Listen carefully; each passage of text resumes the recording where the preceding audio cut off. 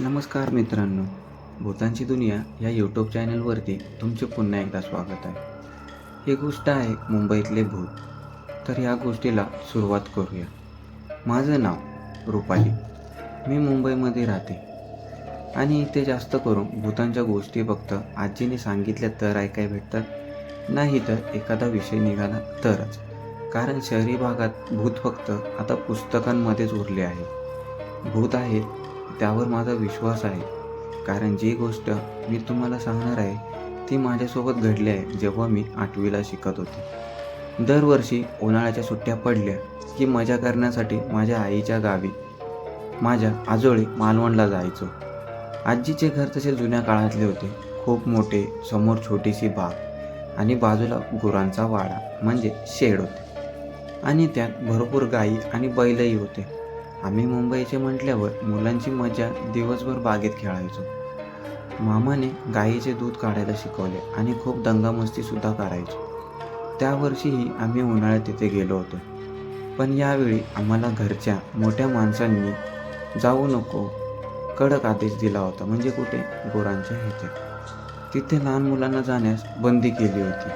म्हणून मी आजीला त्याबद्दल विचारले तर तिने सांगितले की गेल्या 6 महिन्यांपासून जेव्हा जेव्हा गाईला बछडा होतो तो 2 दिवसात मरतो.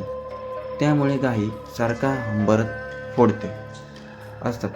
माणूस तिथे गेला की त्यांना शिंगाने मारायला येतात. म्हणून गुरांजवळ कोणी जाऊ नका अशी सक्त ताकद दिली होती.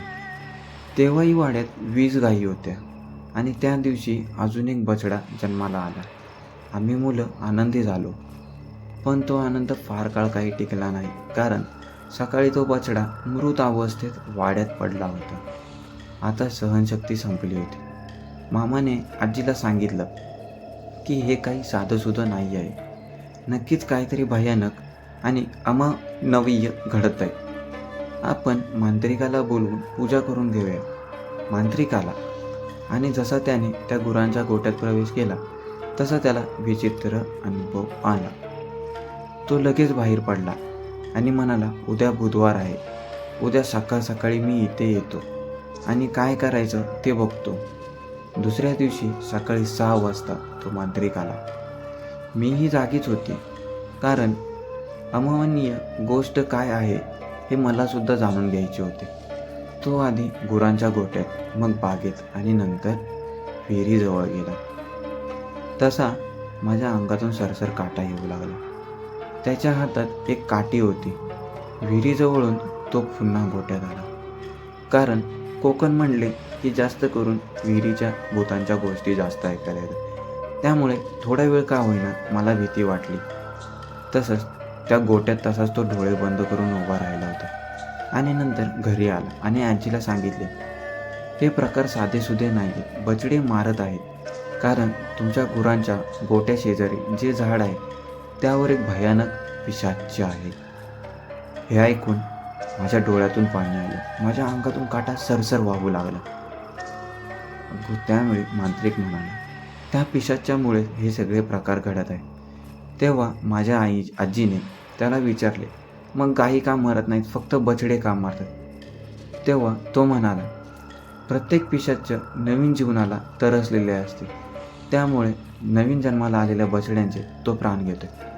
तो म्हणाला, काळजी करू नका, एक तांत्रिक पूजा घातली की सगळे ठीक होईल, त्यामुळे ते पिशाच तिथून निघून जाईल. त्याने सांगितलं की पूजा आता चालू कृत पूजा संपायला 2 दिवस लागतील. त्याने पूजेच्या सामानाची लिस्ट मामाकडे दिली. थोड्याच वेळात मामा ते सामान घेऊन परत आला. मांत्रिकाने 9 वाजता पूजा सुरू केली. तो कसले तरी विचित्र मंत्र म्हणत होता, ते सुद्धा जोरात म्हणायचे. जेव्हा त्याने मंत्र बोलण्यास सुरुवात केली तेव्हा ज्या घटना झाल्या त्या कधीच सुद्धा पाहिल्या नव्हत्या आणि केल्या होत्या. अचानक आमच्या घरावर लहान लहान दगड येऊन पडू लागले आणि लगेच थांबले सुद्धा. आम्हाला वाटलं की कोणीतरी मस्ती करत असेल, पण 5 मिनिटांनी परत पुन्हा तेच झालं. लहान लहान दगडांचा घरावर वर्षाव होऊ लागला. तेव्हा मात्र सगळे घाबरले. मामा धावत धावत जाऊन घरावर चढला, पण तिथे कोणीच नव्हतं. पण तरीसुद्धा वरून काळ्या रंगाची वाळू आणि लहान लहान कडे पडतच होते. कुठून येत होते ते कळतच नव्हते. हे तर काही नव्हतं. जसा तांत्रिक मंत्र पुटपुटत होता तसा आता दगडांचा वर्षाव थांबला. सगळे घरात येऊन पूजेला बसले. पण अचानक घरावर थप थप असा आवाज झाला आणि घाण वाससुद्धा येऊ लागला. मामाने बाहेर जाऊन पाहिले आणि तो चक्रावला, कारण आता घरावर चक्क मानवी मल म्हणजे संडास येऊन पडत होता आणि खूप दुर्गंधी पसरत होती. हे सगळं दुपारी 12 वाजेपर्यंत चालू राहिलं. पहिल्या दिवसाची पूजा मांत्रिकाने 12 वाजता थांबवली.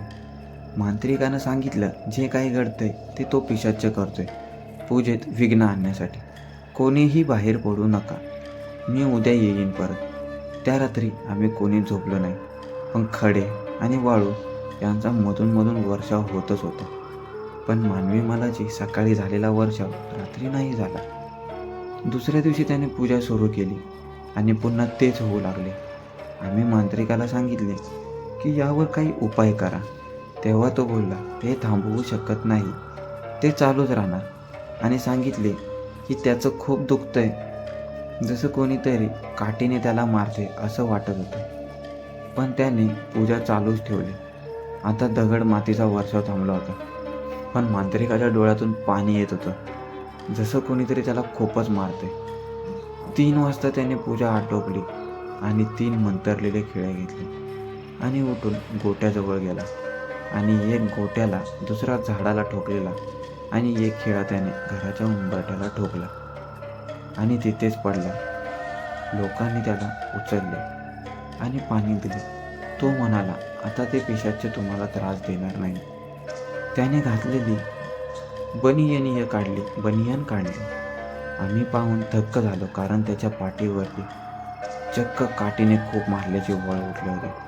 त्याने मामाने उचलून त्याच्या घरी नेले आणि जाताना पैसे देऊ केले, पण त्याने ते घेतले नाही. तो म्हणाला, मला पैशाचा मोह नसलेला बरा. त्या दिवशीपासून त्या घटना बंद झाल्या आणि काही दिवसात गायीने बछड्याला जन्म दिला. आम्ही सुखावलो आणि त्याला काही झालं नाही असा आमचा आनंद झाला आणि परत त्या साधूलाही काही झाले नाही. पण एक मात्र गोष्ट अशी झाली होती की ते पिशाच्च फक्त नवीन जन्मलेल्या वासराचा जीव घेण्यासाठी होते. म्हणजे नवीन जीवाची त्याला रक्त हवे होते, म्हणून तो त्यांचा जीव घ्यायचा. आणि नंतरनं आम्ही देखील मुंबईला आलो. पण काही दिवसात तो आम्हाला त्रास गावी न जाणवता मुंबईला जाणवू लागला. मुंबईला आम्हाला घराच्या दरवाज्यात मल म्हणजे संडास, वाळू, खडे असे काही मातीचे दाणे आम्हाला दिसू लागले. पहिल्या थोड्या दिवसात जास्त नाही, पण जास्त प्रमाणातही नाही बोलू शकत, थोड्या प्रमाणात जाणवत होते. पण थोड्या दिवसांनी जशी अमावस्या पौर्णिमा यायची, त्या दिवशी आमच्या दरवाजावरती कोणतरी थाप मारत असे, लाथ मारत असे, दगड मारत असे. ही पूर्णपणे आम्हाला वाटायचं कोणीतरी मस्ती करते. पण असाच 3 ते 4 महिने मुंबईमध्ये आमच्या घरावरती घडू लागले. हे जसं घडत आहे तशी ही बातमी आम्ही मामास कळवली. मामाने त्या मांत्रिकास पुन्हा तो मुंबईला घेऊन आला व त्या मांत्रिकाने मुंबईच्या दरवाजातही खिळा ठोकला. त्या टायमिंगलाही त्या मांत्रिकाच्या अंगावरती कोणीतरी मारले होते असे वळ आले होते, कारण ते पिशाच्च घराचा परिसर तर त्याने सोडला होता, पण ते पिशाच्च परिसराच्या आजूबाजूलाच भटकत होते. आणि जसे आम्ही मुंबईला आलो तसे ते पिशाच्च आमच्यासोबतही मुंबईला आले. पण आता जसा त्या मांत्रिकाने उपाय केला तसा आम्हाला गावालाही काही त्रास होत नाही ना मुंबईलाही त्रास होत नाही. त्याच्यामुळे ते पिशाच्च आता कोणाला त्रास देत असेल हे देखील आम्हाला माहिती नाही. अशा तऱ्हेने ही कथा संपत आहे. गोष्ट आवडली असेल तर आपल्या चॅनलला लाईक करा, शेअर करा आणि सबस्क्राईब करा. अशाच नवीन गोष्टींसाठी नोटिफिकेशन येण्यासाठी बेल आयकॉनवरती देखील क्लिक करा. धन्यवाद. भूतांच्या दुनियेमध्ये आल्याबद्दल तुमचे खूप खूप आभार.